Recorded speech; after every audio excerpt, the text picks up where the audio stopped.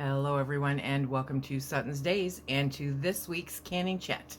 Thanks for hanging out. Last week we were just way too busy, inundated, and couldn't get a video up, but this week we'll make up for it. We have 7 pages of questions all crammed in there, so there's a whole bunch. I hope that you stick around and enjoy all of the questions and answers. Diamond Gardner says, it's not exactly canning, though it could end up in a jar. I've seen videos of people freezing flour, rice, pasta, etc. to kill off bugs or larvae.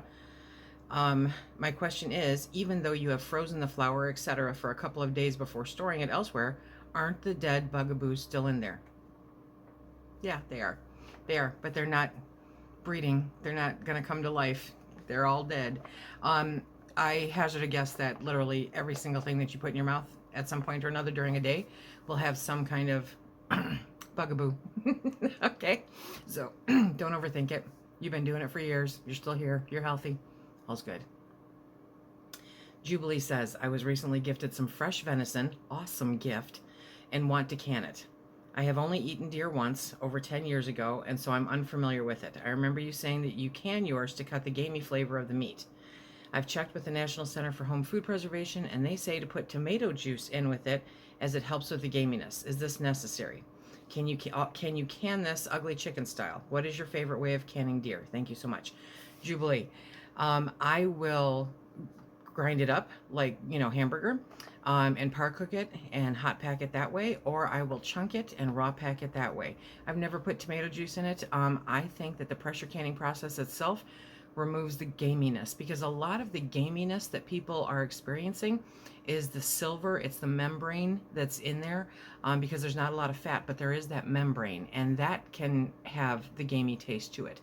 So I really think that by pressure canning it, it dissolves all of that. It's beautiful. It's a beautiful thing, and removes a lot of the gaminess. I hazard a guess that unless you are super, super, super, super sensitive, and I know a person or two that are, that you will not know that it's venison once you have canned it. Seriously, it's just another red meat.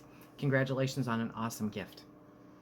Eric Warner says, I have just started canning with pints. I have just started off with pints, and ugly chicken was the first thing I have done, along with ground beef pre-cooked and and pinto beans. I have a 12-quart Mero canner. Every time I can, the lid will not open until completely, I mean cold, before the gasket lets go.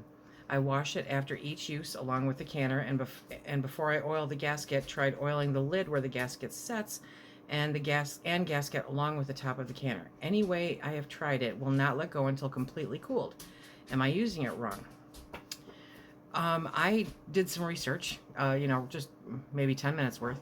And the thing is that Mero has not manufactured pressure canners since the early 2000s. Okay, they now, pardon me, everything that they put out is a cooker. So I tried finding out, who we would contact, kind of like, when you have a question with Presto, you can call Presto. So what I have found out so far is that Newell is now the parent company of Mero. Now, Mero is a trusted canner for over 100 years. So, I mean, it's a good canner. But I can't find a contact number for you to call to find out what's going on with it. So I would whip out your Google and see what kind of trouble you can get into trying to find a contact number. I cannot speak to Mero's. I have zero experience with them, absolutely none. But it does sound like it's a problem. So definitely try Googling and find out, try calling Newell. Maybe they can direct you to the right people.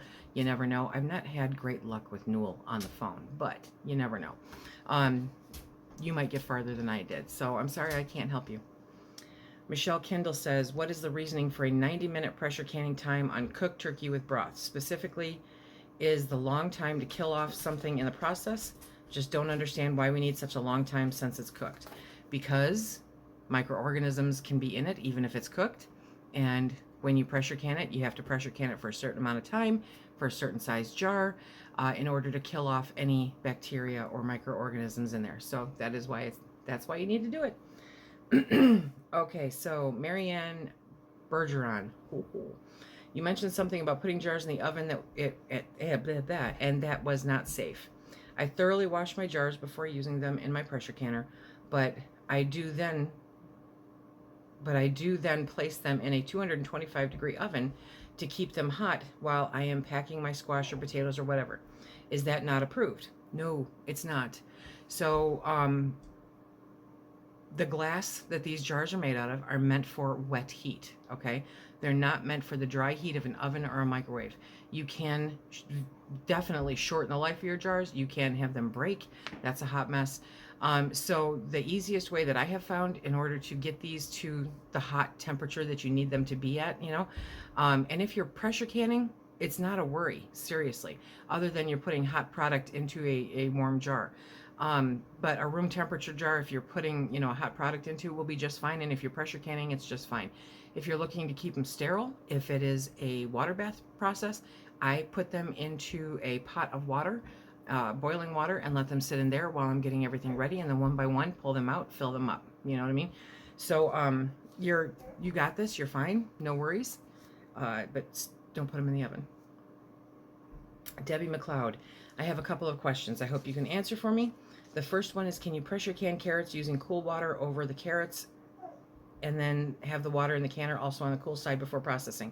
Yes, you can. You can. It will just elongate the amount of time it takes to bring it up to pressure. So yeah, you can. Also, I have 2 cases of the old Crown canning jars with the flat glass lids, which you use with Viceroy red rubber rings.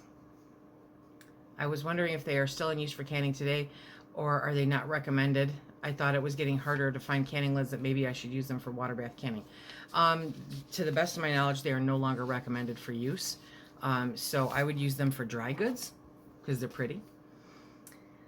Can't hurt to try asks, so what's the consensus on how long canning lids will last in the box? Until you use them. I have canning lids that are 20 years old. They're my backup to my backup to my backup canning lids, So yeah, it just, they're fine. As long as the compound on the ring does not get dry and brittle, they're absolutely good to use. Becky Lombard says, hi Lisa. I have some pork lard from a pig that was processed last year that has been in the freezer. First question, is it still good to render this lard since it's been in the freezer for a year? Yes. Number 2, once rendered, will it be shelf stable for how long if I put it in a mason jar and let it seal naturally, or do I have to store it in my refrigerator? My storage area is in my basement, which is dark and doesn't go above 68. Okay, so here's the good news. So yes, that stuff is still good after a year. If you pour hot liquid lard into a canning jar, wipe the rim, put the lid on, put the ring on, let it sit, it will naturally do a suction on the jar, okay? This is only good for lard, you guys, so don't try it with other stuff. Once it completely cools down, you want to check to make sure that the lid is on, okay? And then store it in your basement because it stays at 68 degrees. It's the perfect temperature to store this lard. It will be good for, depending on who you talk to, seriously, at least a year. At least a year. So go ahead and do it. Awesome stuff to have. We have Amicia, Arnisa. Thank you. The I is silent. Do pinto beans have to be soaked before canning? So, according to the National Center for Home Food Preservation, they need to be soaked and cooked. I'll put the link down below so that you can follow those directions. That is the proper and safe way to pressure can beans. Mary Spurlock, how you doing, Mary? Her question is, I want to make plum jelly. Is it okay to use the juice from commercially canned plums? They are whole plums. Ingredients only list whole plums and citric acid. Is that okay? Absolutely. Yes. Go ahead and do it. Kay Miller says, hey Lisa, I had some jars that didn't seal. My question is, can I reuse those lids or should I not? No, you shouldn't, because you don't know why they didn't work, okay? They went through the process, something didn't take, so no, I would not reuse those lids. Catherine Benner says, I just looked through my canned corned beef and it looks weird. The meat looks good and the jars are still clean and sealed, but the fat looks freaky. Could you show or describe what the jar should look like after 30 days? Well, I can show you. These were canned. Beginning of 2021.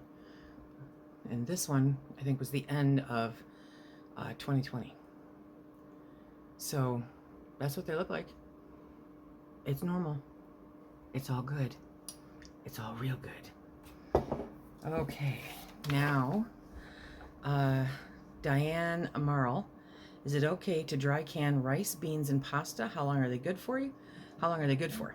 By dry canning, I'm assuming that you were talking about vacuum sealing.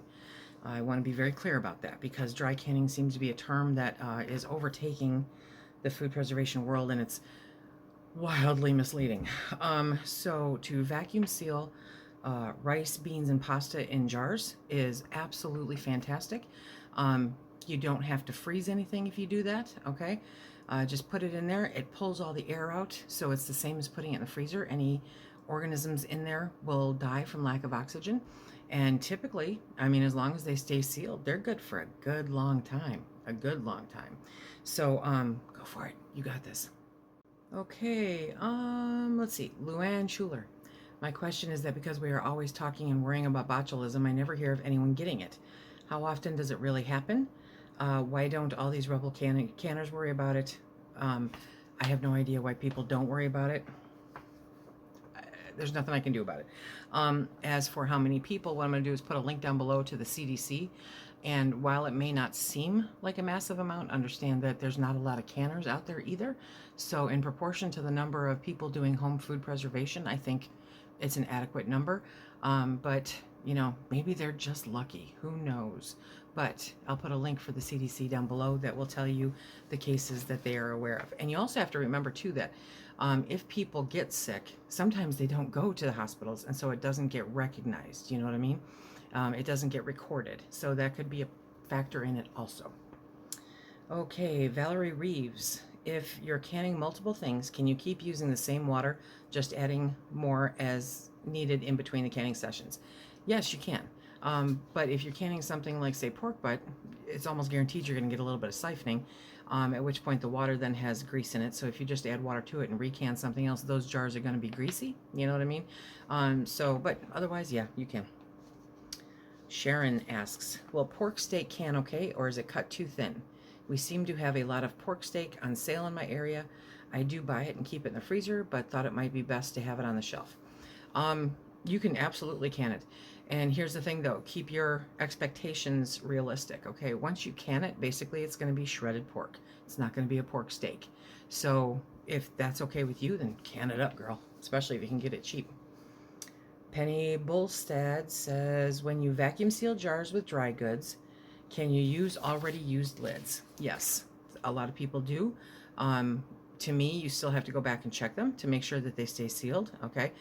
I am that odd person that really I don't tend to reuse lids that I used for canning for anything else. I just get rid of them. But if you do and you want to save them, you can try it. Definitely keep an eye on those jars. Check back on them regularly to make sure they stay sealed, okay? Upper Sky DJ. I wanted to know if I can pressure can cherries. My little house stove can't hold the weight of my water bath canner, but pressure canner is good at the lower water product weight. I have a large outdoor water bath canner that due to various factors I can't use at this time of year. Okay, so you don't have to use a big canner at all. You can use a stock pot. Do you have a stock pot? You know, as long as the water gets an inch over the top of the jar, you're good to go. No, you can't pressure can them. You'll annihilate them, seriously. So you want to water bath can them, but you don't have to use that great big old canner pot. You can just use a soup pot. As long as the water gets an inch over the top of the jar, you are good to go. Becca Bledsoe, quick question. Can we interchange canner lids of the same brand? I have absolutely no idea. I've never tried it. I've never been tempted to try it. If it fits, it ships, right? So give it a try, see if it works, see if it holds pressure. If it doesn't, go back to the other one. Red Racer. When making chicken stock or bone broth, can you add aromatics like carrot, celery, onion, or do you have to only use meat and bones? Absolutely add the aromatics. Go for it. Danny Thrive. I just canned 7 pints of ugly pork roast, had room for 3 more jars, and had stew meat in the freezer. Thawed it on the counter, but it was still partially frozen. Cold packed, processed 75 minutes. Is the beef okay? P.S. I have been using my new 10-pound jiggler, what a game changer. Thanks. Yes, you're absolutely fine and safe. Elaine Doherty, can I use clear gel when pressure canning chicken, vegetables, and broth for chicken pot pie filling soup? I would say it's going to break down pretty bad in the pressure canner. So I would skip it and do something to thicken it when you pull it out. Okay. CC December 2018. I still have, let's see, I do have another question. Lots of ladies are canning rice pudding. Is this allowable? Okay, so she has two questions. Absolutely, completely, no, it is not approved in any way, shape, or form, highly dangerous. Next, what is your favorite Thanksgiving Day canned dessert? I don't can desserts. So it could be any fruit or anything like, I don't have anything like that. That's just not, I guess, the way we eat. If you had canned apples, you know, for apple pie, or if you canned other fruit that you could make some kind of pie or, you know, dessert with, then that would be great. But I don't, that's not something that we do. Cindy Rice. My carrots tend to siphon quite a bit. Followed the directions, lost about a third in some, but I found that as long as it is more than half, I'm good. Is that right? Okay. Yeah, that's right. That's right. But I don't, I guess because I don't know how you canned everything. You know, you said you followed the directions, but something's going on if you're losing that much. You should not be losing that much on a regular basis. So kind of take a look at your process. Make sure you're not over pressuring them. Okay, make sure they're not on there for too long. Yeah, definitely go through all the directions again and see what is your temperature fluctuating. Something is causing the siphoning. Are you pulling them out too quickly after the canning session? Something's happening to cause that large of amount of siphoning. But yes, they're good. Just use them sooner than later. Teresa Sample, is there an issue if you use a larger headspace than is recommended when canning? Will it help prevent siphoning? No. Yes, there's an issue. Always use the recommended headspace because that is what's factored in to the equation for getting it up to the temperature necessary, okay, for the amount of time that's necessary. So always do the headspace that's recommended and just try to get as little siphoning as you can. Siphoning is caused by many, many factors. If your heat or temperature is fluctuating too much, if you pull them out of the canner too soon, if you're pressure canning at too high of a pressure, you know, there's any number of reasons why they're siphoning. So I would focus on why they're siphoning and not try to get away with the fact that it's happening. Your headspace really, really needs to be spot on. Village Stetter says, can you talk about pressure canning turkey raw pack or cook first? So when the National Center for Home Food Preservation talks about canning, they say poultry and rabbit. And so I take turkey as a poultry. I'm taking them out of a very general, literal sense, okay? But they don't have anything that specifically says turkey. And I have done it ground, and I have done it, so I get the ground turkey and I par cook it and do it just like hamburger. Or I take cooked turkey breast and put it in there, with a liquid, or I raw pack turkey breast and put it in there. If you are, it's just like chicken, okay? Just like chicken. I think that cooking a turkey first and adding a liquid to can it makes it much easier, because have you ever wrestled a raw turkey? Oh, it's not fun. But yeah, so it's totally, up to you at that point. Becca Bledsoe says, I'm trying out my new double stack Presto 23 quart, and the book says it will hold 20 pints. How? She's moved them all around. Okay, so I've never gotten one to hold 20 pints either. Never. A lot of the time, I blame it on the fact that I have a whole bunch of mismatched jars, right? I buy all my jars used. So I will get anywhere from 18 to 19 pints in a canner. I've never gotten 20.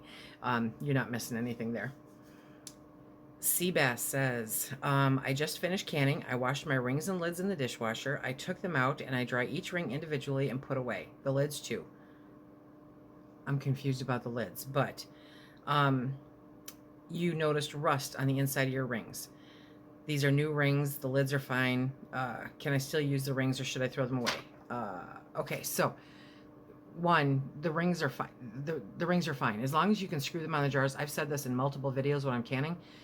If you have a rusty ring and it doesn't screw on, throw it away. If you have a rusty ring and it does screw on, keep it and use it. It's a tool, okay? What I have discovered though is that washing the rings in the dishwasher, they do tend to rust. So I hand wash my rings. You know, it's a little bit more, but it's not that hard. And then just seriously, I hand wash them and air dry them. I just make sure that they're, you know, upside down so that no water's caught in the well and it's not an issue. I don't understand why you're washing your lids though, so stop that. Okay, Country Boys Homestead. I have two questions. First, can I use Yukon Gold potatoes to pressure can, or do they have to be regular? Yukon Gold are the bomb. Honestly, they're my favorite potato to can. Second, can I make jellies and jams out of frozen fruit juice concentrate? Yes, you can. You absolutely can. Give it a try. Use it, you know, go to the National Center for Home Food Preservation and look up their directions for juice. You're making jelly. So yeah, you absolutely can.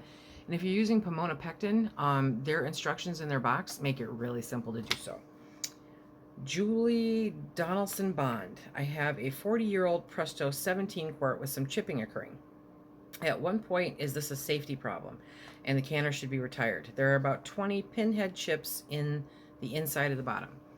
Can you get your fingernail down into them? You know, are they deep? If they're deep, you might have a problem. But until it becomes a problem, it's not a problem. You know what I mean? So I think you're good to go. Keep using that beauty. It's been around for a while. I cannot pronounce this. So Bridget Krug. I hope I'm pronouncing that right. I tried out for the first time ball jars with lids and rings for canning here in Germany. We use Weck here for the most time. Is it normal that the rings will get loose during the canning process, or have I done something wrong? I have tightened them finger tight. All jars have sealed. Love. So, hello Germany. Hello Bridget. Yes, it's normal. It happens. It's during that process with the steam and everything. They kind of get a little looser. You're absolutely fine. Great job. Congratulations. Elaine Doherty. If I'm raw packing meat, poultry, pork, but want to add some broth, how much would I add? Okay, I don't know because it's not the process, okay? If you're raw packing, then you're putting raw meat into a jar. Leave it at that. If you're hot packing, you're putting cooked meat into a jar with liquid. Leave it at that.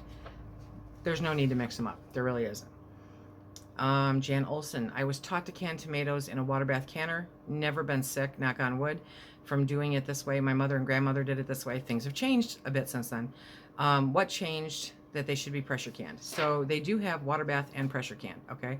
The fact of the matter is, since grandma was around, the soil has drastically been diminished in nutrients and a bunch of other stuff, okay? The soil that it's grown in is significantly different, and the vegetable itself is significantly different, and so they have made adjustments and changed due to the acidity, but whether you're pressure canning or water bath canning your tomatoes, you need to add some kind of citric acid or lemon juice in order to increase that acidity, because people prefer sweet tomatoes, and so they have been hybrid growing tomatoes so that they're sweeter instead of acidic, and thus everything has changed, okay? But I will put a link down below for the National Center for Home Food Preservation for tomatoes so that you can check it out. Let's see. Karen Cowley. I steam canned yellow squash and then remembered that they had to be pressure canned. Then I changed the jars and lids and then pressure canned them. Is it still safe? The lids are sealed. Yes, except I don't think that there's an approved method for squash. If there is, I'll put it down below. If there's not, then it's considered rubble canning, okay? But yellow squash. I don't think there's an approved method for yellow squash that's not pickled. So that would be totally up to you. But if there is one, I'll put the link down below. Lucy Thomas says, oh my God, did I hear you right about jigglers? How many different kinds are there? And should I worry that I might have bought the wrong one? Okay, so what I'm going to suggest you do is to call Presto directly. I'll put their phone number down below so that you can give them a call, tell them your canner number, find out if the jiggler works for your canner. Okay, great question, good catch. you know, there's a lot going on, and so it's hard to keep up with it all. But I totally understand it. So I hope that you guys enjoyed this canning chat. Lots of really great questions. And hey, I got to do show and tell. Show and tell, corned beef. Okay. Okay, so remember, if you like what we do here, please hit that like, subscribe, and share. Check us out on Instagram and Facebook. And until next time, be safe.